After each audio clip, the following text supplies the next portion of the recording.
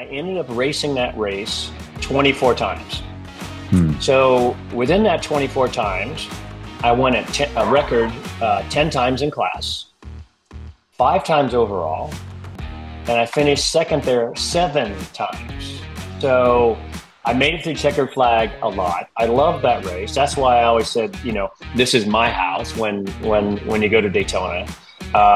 And so for winning that race, Rolex gives you, at the end of it, a beautiful Rolex Daytona with inscribed on the back winner. I never, ever thought that I would race in the Indy 500. I never thought I could race in the Daytona 500. Never thought I'd race in these iconic Rolex, 24 Hours of Daytona, going to Le Mans and winning at Le Mans. And all I could focus on was that next step. If I could just get to that next step, I'd be okay. And that's how I lived my life. And it was absolutely swinging for the fences every time I got behind the wheels. We're running Daytona 230, almost 240 miles an hour in turn one, and you can maybe see 50 feet in front of you with the headlights. You jump into a 70s, 80s supercar. Well, actually, you jump into a 70s, 80s anything, turn the headlights on in comparison to these days, and you're going, man, are the headlights on? Like, it's really dull out there. And then you go to Sebring and race, the same thing, and you're running 180, almost 200 miles an hour down the back straight. And it was like, when you went to Sebring, you couldn't see the hand in front of your face because it was so freaking dark there.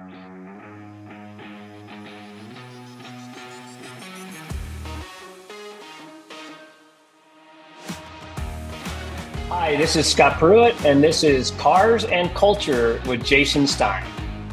It's an absolute pleasure to have not only a former racer, a Pebble Beach legend, which we're going to talk about in a second, but a winemaker. I mean, another winemaker on the show.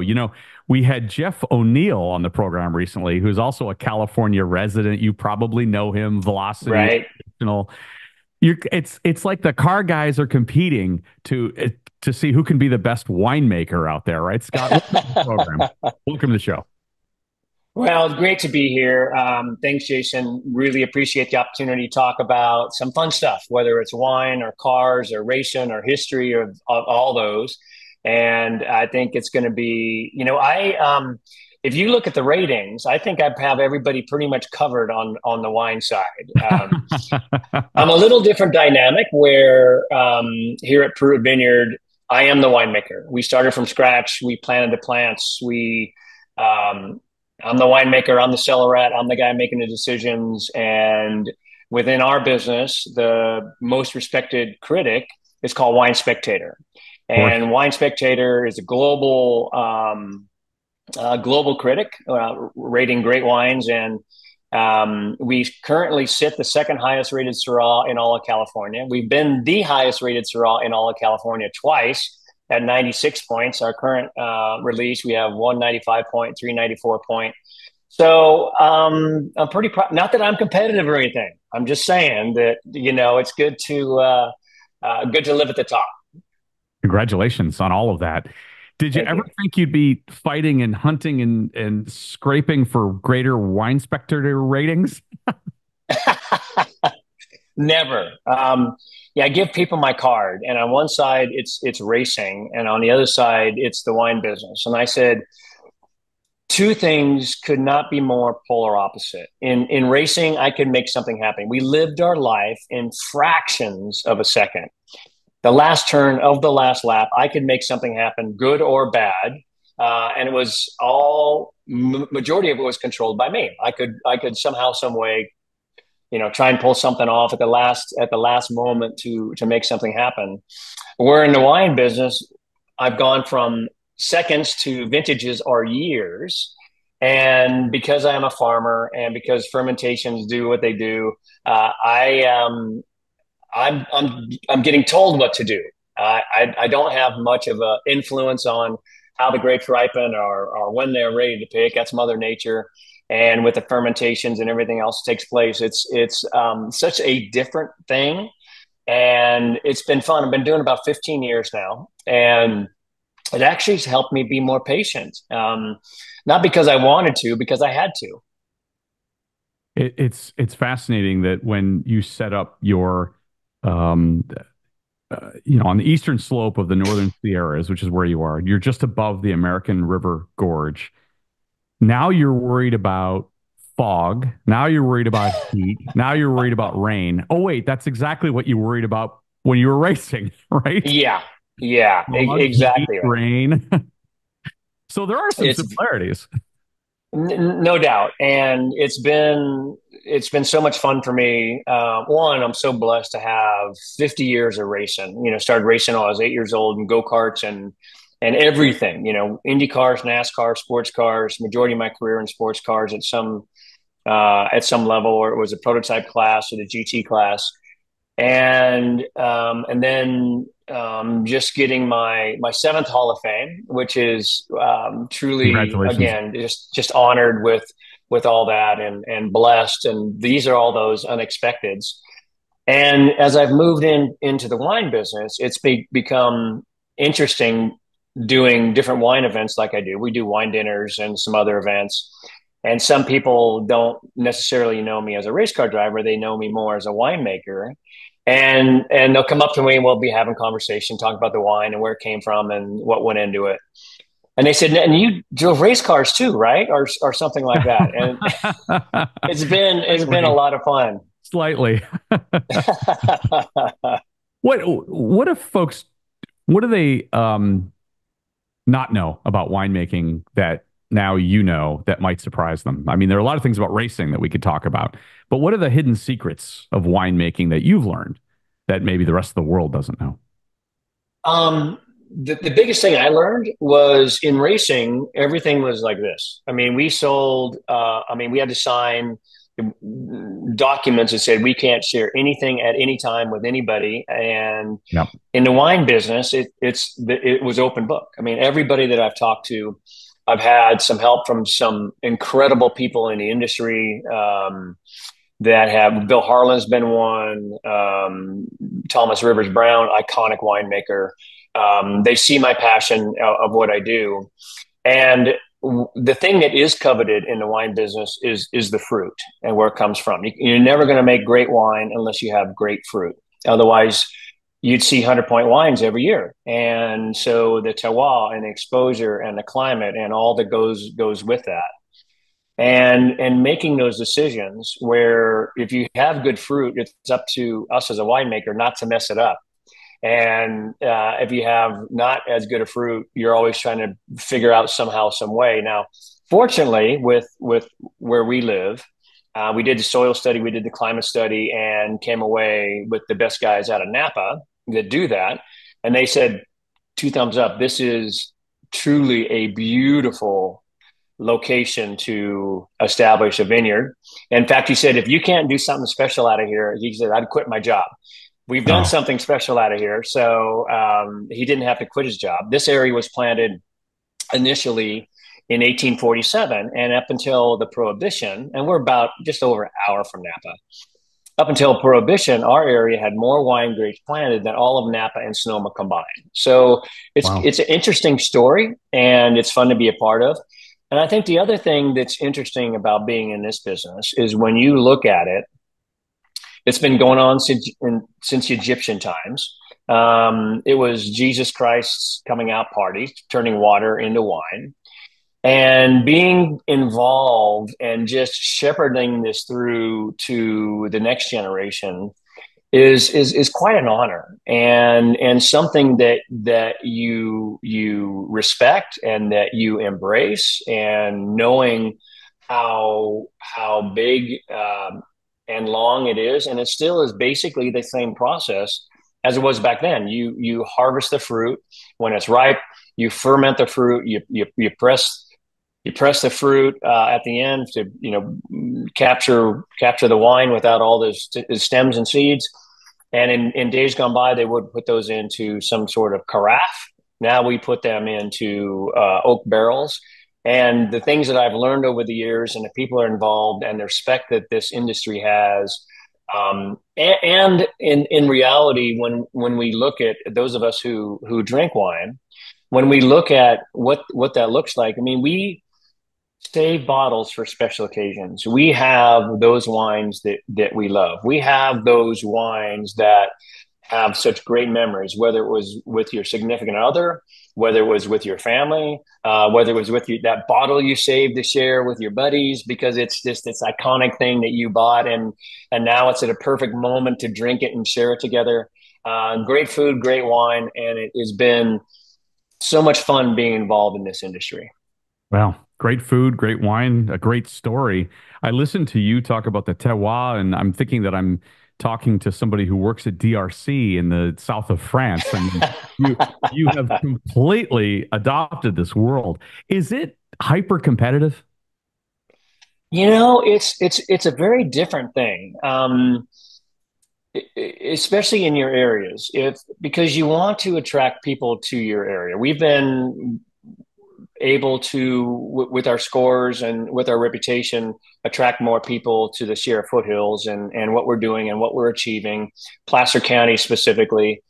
And the more wineries that embrace that and can create beautiful wines, the more people will come on a tourism level, on the opportunity to taste wine, on the top, go to great restaurants and go to great bed and breakfasts or inns or whatever the case might be. And it is something that is shared where if I do good, everybody does good. Not me specifically, but I as in general terms. And am I competitive? Absolutely. Do I want to be at the top? And unfortunately, where we can continue to be, one of the absolute top producers in all of California, which has been exciting. And I'm proud to be, continue to do that. And at that same time, we embrace the community on multiple levels, whether it's other wineries or, as I mentioned, restaurants and hotels and resorts and so on. Just like you'd see in Napa, just like you see in Sonoma, just like you see in Paso Robles. Everybody works together for the good of all.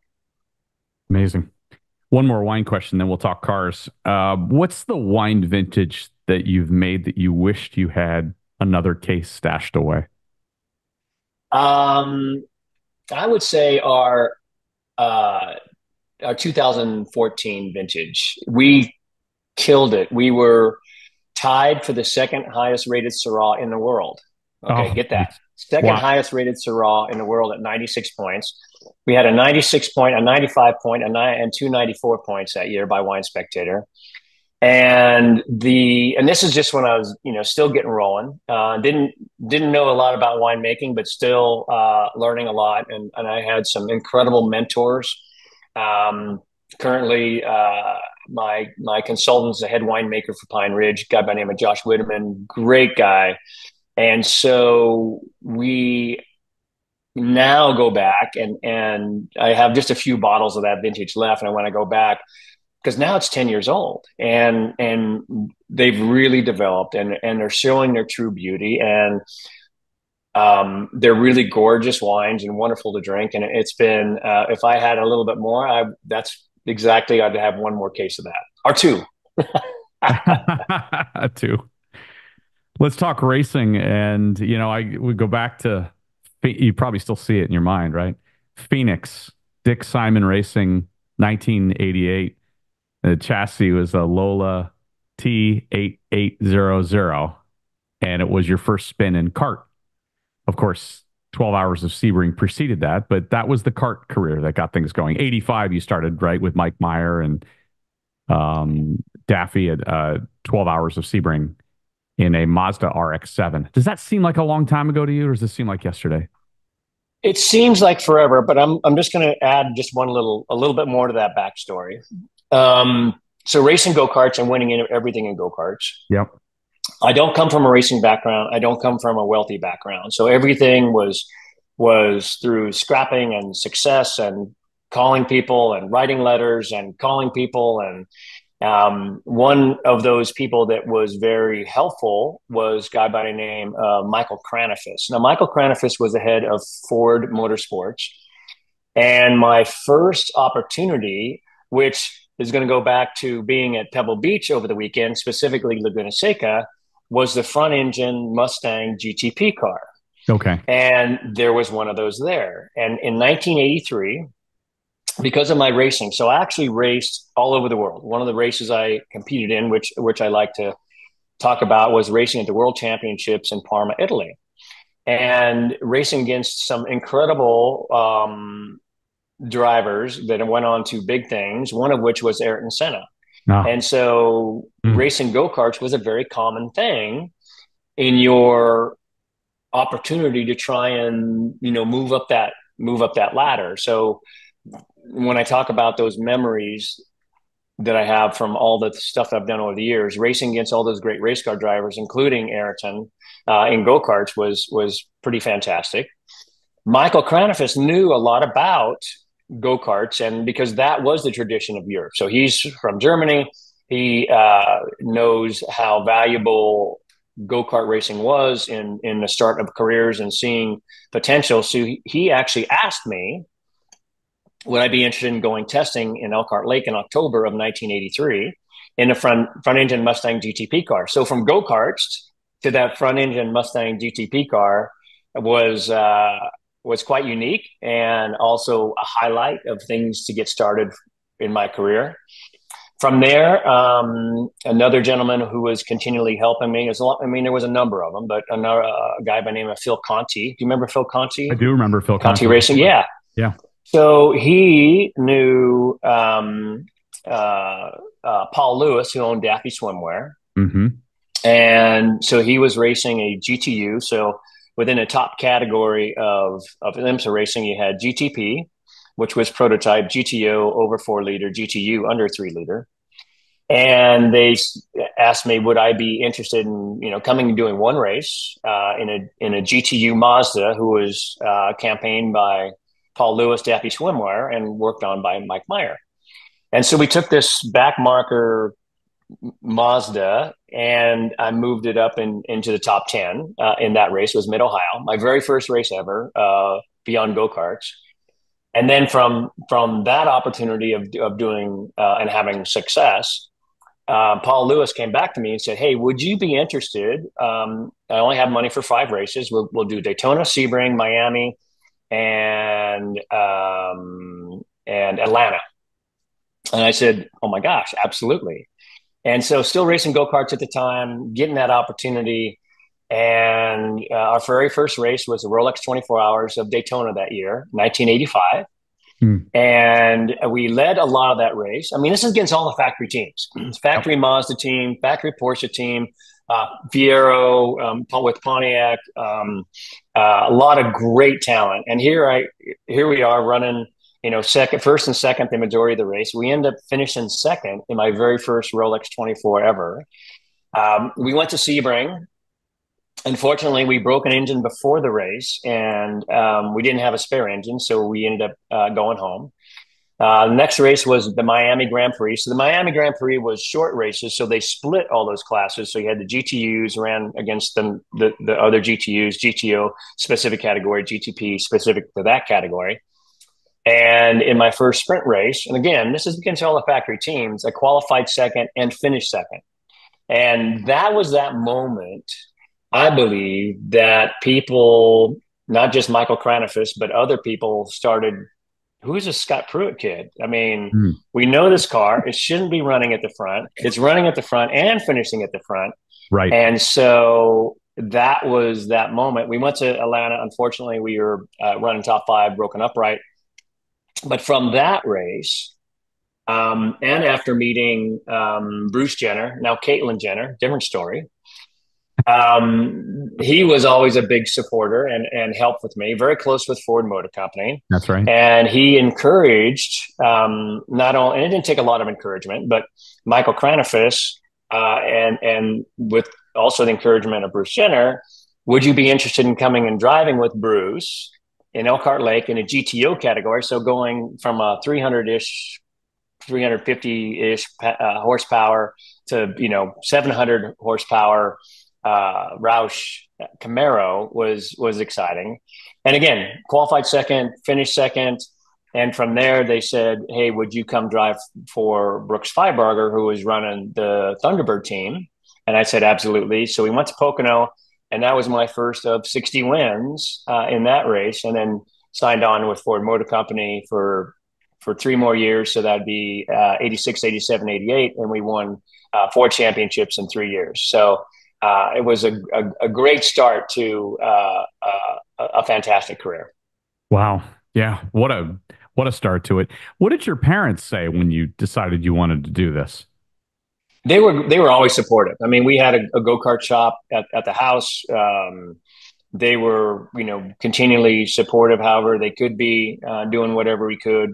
My dad still, unfortunately, passed away a couple years ago, but smartest man I knew, came up with some incredible things. We built our own go karts. We developed our own 2 cycle racing oil. We did a lot of engine work for people, which put us in a position for me to go racing and to have success in racing on the go kart. But I mean, realizing I went from go karts to sports cars, Hmm. went to Europe, tested Formula One a little bit, and then to Indy cars. So very uncommon. There was no ladder system for me. There was only that next opportunity in front of me, and I just kept knocking on doors. And that goes back to that question. I know this is kind of a long answer to that question you asked me earlier about Dick Simon. And so within those years, now I had become a sports car guy.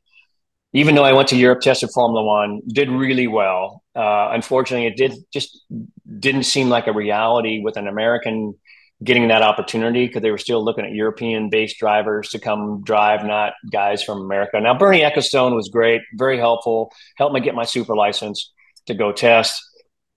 So then I put my sights on Indy cars. So now I have this reputation of a sports car guy. How am I going to break that image? So that's when I went to Dick Simon to rent a ride. So every bit of money that I had, my parents helped as much as they could. Friends and family, anybody that could help, did help to raise $70,000, which would be more like $200,000 in today's Right. numbers. Right. And I bet it all on one race for the Long Beach Grand Prix, getting that Wow. opportunity to get out in front of people and running one race for Dick Simon. And from there did well enough where later on that year, when Kevin Cogan broke his arm, Machinists Union asked me to come fill in for Kevin Cogan. So I mean, it's a crazy ride as I look back. I don't know anybody that has taken that career path that was able to move up the ladder like I did, and just been blessed for that. Well, and look at all of it when it's all combined, and some may not know that in your career you've won races in the International Race of Champions, Yep. IMSA, IndyCar. You, I'm sure many people don't know, Scott. You made 40 starts in over 8 seasons in NASCAR. Yeah. I mean, there wasn't anything you could drive. But I want to get to the best fact though. When you look at the Rolex 24 Hour of Daytona, you won it 5 times, but you're tied on the all-time list for the most overall wins with Hurley Haywood. I Mhm. mean, that's got to be just cool to think about. And all the Hall of Fames that you mentioned. Out of Yeah. all of those, I mean, the culmination of a great career, you could race everything. And it's been written that you were the driver that was most feared by the competition in sports car racing. That was quite an honor. And when I look back, so I've been very fortunate. I've gone on to, I was worried about after 50 years, how am I going to keep my adrenaline fixed? So I'm an ambassador for Lexus, helping Right. develop new product and hosting all the performance driving schools. I'm also an ambassador for Rolex Watch, winning all those watches that I have. I have quite a watch I collection, bet which you is do. pretty cool. And so when I looked back at the Rolex 24, which is this iconic, wonderful, terrible race that you would go and compete in, because everybody wants to go be a part of that. Because you have it was 3 drivers, now it's more 4 drivers. Everybody from around the world, IndyCar, NASCAR, sports cars, F1, everybody wants to come be a part of that. Interesting is that I ended up racing that race 24 times. Hmm. So within that 24 times, I won a record 10 times in class, 5 times overall, and I finished second there 7 times. So I made it through checkered flag a lot. I love that race. That's why I always said, this is my house when you go to Daytona. And to so for winning that race, Rolex gives you at the end of it a beautiful Rolex Daytona with inscribed on the back winner. Wow. And then Rolex also sponsored the championship for 6 years, and I won that championship 5 of those 6 years. So they also give you another watch for that. And then from coming back and being the Grand Marshal of Daytona, they give you another watch for that. And so You I don't have have enough this arms. beautiful watch collection. Oh, that's incredible. Incredible. Let me But ask I you. do, Yep. but I am, the there's two places. One, I wish I would have won in NASCAR. Um, I have multiple second places, multiple top threes, top fives. Should have won. Should have won down at in Mexico, an Xfinity race. Unfortunately, my teammate took me out the last lap, Montoya, so we didn't get to victory lane there. And then I have this love hate relationship with Indianapolis Motor Speedway, Hmm. and wanting to win there. I mean, I won at all these every other track that I had wanted to win at, I won at. And so not winning at Indianapolis, multiple second places, multiple top fives at Indianapolis, but never got to victory Rookie, lane. rookie So of the year, also rookie of the year, that's right. 1980. Um, raced Indy cars there, raced NASCAR there, and raced sports cars there. So, Amazing. we did win the Endurance Cup there, but it wasn't. I never got to victory lane at Indianapolis Motor Speedway. So that was one of those that was just, one of those tracks you always wanted to win at, but still have that love hate relationship with her. Yeah. I interviewed Connor Daly, speaking of a love hate with the track. And I asked Connor, and I have to ask you this: is there a racer who you really enjoyed maybe scrapping with out on the track and maybe beating more than another? um, they're not a there wasn't a because with 50 years of racing I had Yeah. that opportunity to race with so many great people. I mean, talk about scrapping with Dale Earnhardt Sr., talk about scrapping with Al Unser Sr., Al Unser Jr., with Danny Sullivan. Wow. There's so many guys that I had the opportunity, Ricky Rudd, I mean, especially on the IROC side. I mean, here, for those viewers out there that may be seeing this. So IROC, International Race of Champions, it was 4 sports car champions and Hmm. 4 open wheel champions and 4 NASCAR It was champions. great. And so, It was totally great. Yeah. and getting that opportunity to race against these other champions was phenomenal. And you scrapped on each other hard. I mean, you beat and banged and ran into each other and did whatever you could to get to victory lane. So, in answer to your question, a lot of great drivers that I scrapped with. Mario Andretti, he's the one. He wouldn't give you an inch on an oval. He taught me a lot about, you know, I'm not going to say how to drive dirty, but certainly how to drive aggressive on ovals a lot more than I had ever known before. And Emerson Fittipaldi and Scott Dixon, even as I was finishing my IndyCar career, getting a race with these incredible young talent that was moving in as I was moving out of IndyCar. So again, been blessed to race against all these great guys. You think about Senna, right? And Senna was just celebrated yeah, unfortunately his passing, but his legacy was celebrated at Pebble Beach by McLaren, and his nephew Bruno was there, who's been on this program. What was he like in the karting on the karting side? Well, interesting. I mean, I remember racing against him, Yeah. but nobody knew who Scott Pruett was. Nobody really knew who Ayrton Senna was. I mean, Yeah. interestingly enough, his birthday I think is 6 or 7 days before my birthday, same year in March. And in that, just because I can look back at a sheet and I remember racing against him, Yeah. but iconically, one of the best ever. And when you Right. look at where from humble beginnings, racing go-karts and working our way up. And, and it wasn't just, there's other great, I mean, not just him being an absolute fantastic driver, but when we raced in Hong Kong in Victoria Park, and the best drivers from around the world came. We raced in Australia, we raced in New Zealand, all go-karts, and just the incredible talent. And we were the fortunate ones that were able to, I don't know whether through tenacity, ability, success, but there were so many other great drivers who didn't actually quite get there as well. And you don't know why that was. And I'm very fortunate and respect the fact that I did. Because I can tell you, I mean, when I was a kid racing go-karts, absolutely, I mean, when the Indy 500 came up, no matter where we were at a go-kart race, everybody would hug around. I mean, everybody. Like if we happened to get, a TV with rabbit ears on it, we'd have it and be watching it. I never, ever thought that I would race in the Indy 500. I never thought I could race in the Daytona 500. Never thought I'd race in these iconic Rolex, 24 hours Daytona, going to Le Mans and winning at Le Mans. And all I could focus on was that next step. If I could just get to that next step, I'd be okay.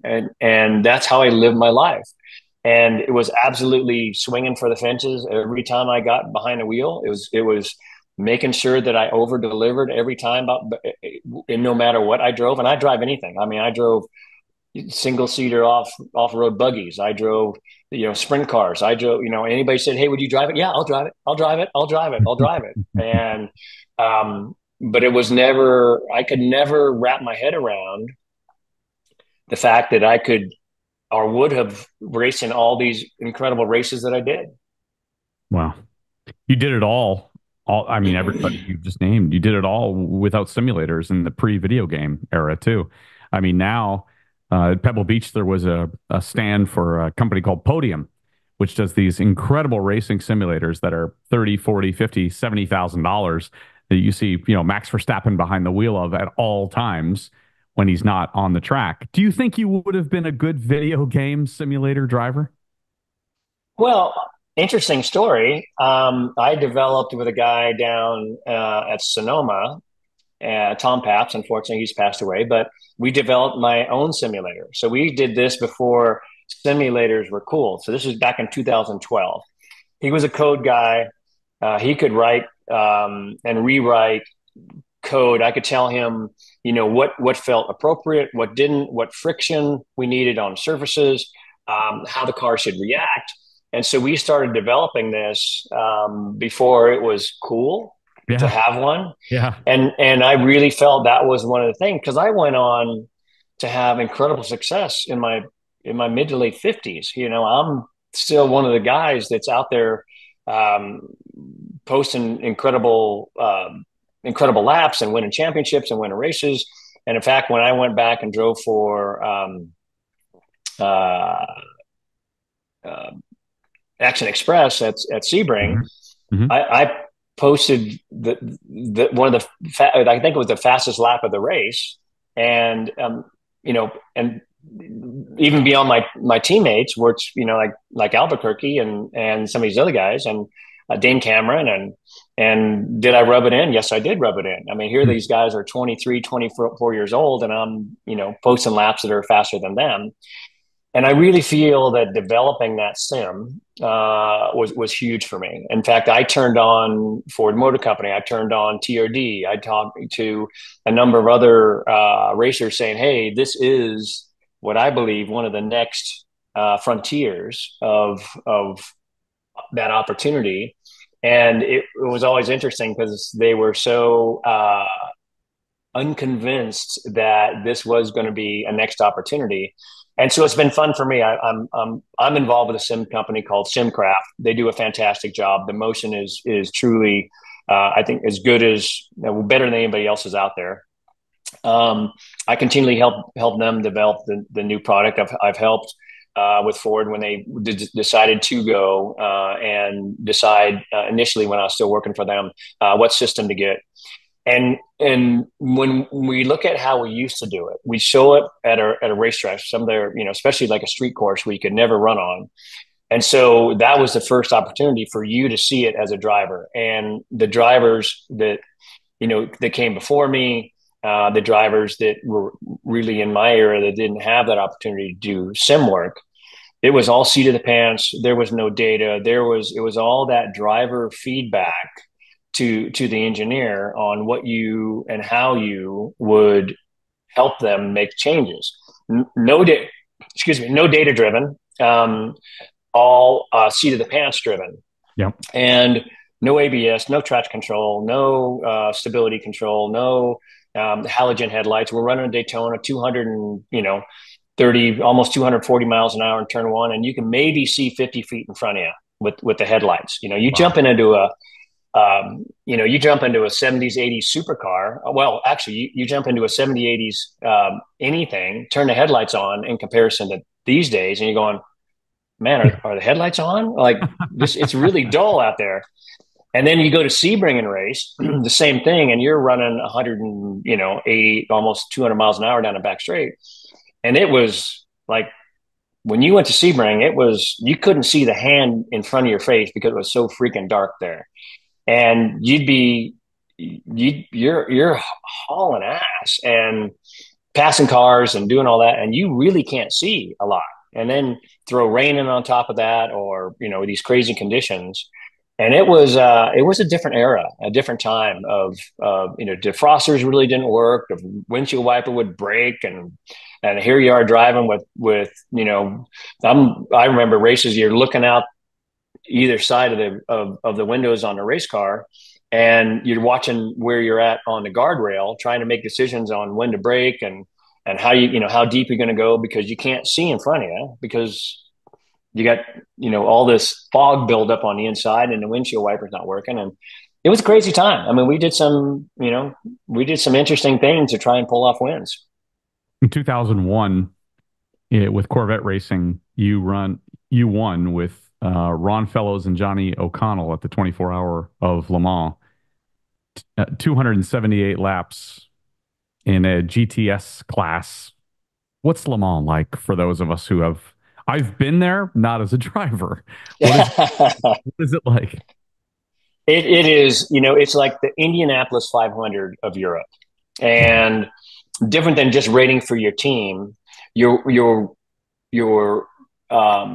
rooting for your country. You're rooting for your driver. You're rooting for your team, but you're also rooting for your country. And it was, I was in awe when I went there for the first time. I wish I'd never ran a lap there in a dry. I'd love to go and actually, drive in a dry, because in that race, I think it was like 23 hours of rain. It rained the whole race. And we ran under yellow for, on and off quite a bit of that race because the rain was coming down so hard. Wow. You couldn't keep the car going straight down to Mulsanne. I mean, it was like, even just because of the crown in the road, even on rain tires, it's pretty treacherous and wild. And it was great racing, fun racing with Ron and Johnny, and we still talk about what a great race that was. And it was the first win for Corvette, and being part of the first is always something that you're proud of. It was a great team, Riley, that headed up the program. Corvette did a fantastic job, and I was honored to be a part of that. Hmm. Couple final things, Scott. Your car collection. You mean we're out of time? It goes by as fast as a Scott Pruett car. Some other subjects here. You have owned a great collection of interesting rides, or so I hear. Do you still have a great collection of rides? What do you have? So on the fun side, I have this 55 Chevy Pro Street that my dad and I built. So it's got a 600 cubic inch bone, big block in it. It's tubbed and the whole deal. And I'll never get rid of that because my dad and I built it together when I think I was 18, 19 years old, built that with him. Got a 67 VW van It's all been redone. So it's got four-wheel disc brakes and leather interior, and it looks stock on the outside, custom wheels on it. So it looks like got the old Steelies on it. And even though they're forged aluminum, I have a 60 Caddy convertible. So I thought it was appropriate to have, you know, when you look back at the 60s and you had made it right in the business world, what were you going to go buy? You were going to go buy a Cadillac. And so a Cadillac convertible, and it was a year that I was born, so I thought I had to, you know, have that great car. I have a 44 military Jeep, looks like it's straight out of the war, with the trailer on the back, and it's got stuff hung all over it, gas masks and picks and shovels, and absolutely looks like you could have just driven it right out of the European theater. Wow. And that's a lot of fun. We take that in parades from time to time. And then I have a few of my old race cars. So I have my winning when I won the Michigan 500, the Indy car, the Firestone liveried Lola. I have it and the sister car to it. So I have two of those. I have my championship car from 1994, Royal Oak Camaro. I have, I actually recently just bought Jack Baldwin's 1986 Levi Garrett Camaro, because he and I raced that whole season. I had the opportunity to buy that car, and I finished second. I finished first in the championship. He finished second in the championship. But great memories. Jack's a dear friend, and that was such an iconic car. It was one of the very first carbon tubbed cars that they had developed, and it was it's a truly special car. So I own that. And then I recently just bought my 2003 championship Jaguar from Trans Am, and getting it all put back to what it looked like back as I raced it in 2003. So fun collection, great cars, great memories, and it's fun to, you know, look at those cars and remember what it was like racing all those things. I love it. Last thing, what do our listeners have to do to become a member of your wine club? Go to PruettVineyard.com, PruettVineyard.com, and we're very small, very limited. So I think we have just a few spaces left. We only make about 500 cases. I am the winemaker, and if nothing else, go to the site. There's some great drone footage that we have of where we live, and we own a ridgeline again, just above the Sacramento Valley, down in the Auburn, the American River Gorge. So, and it's a lot of fun. It's a passion project for me. I love doing it.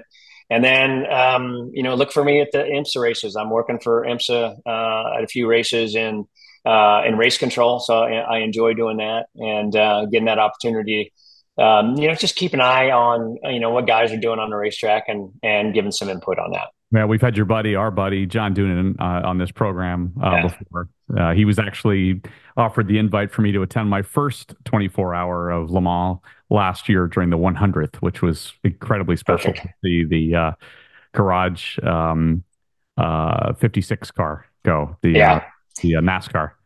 That was fun. And it was great because Jimmy Johnson's a good friend, because I coached him when he went from NASCAR to IndyCar, as I went the other way, and he drove for Ganassi, which I drove for 14 years.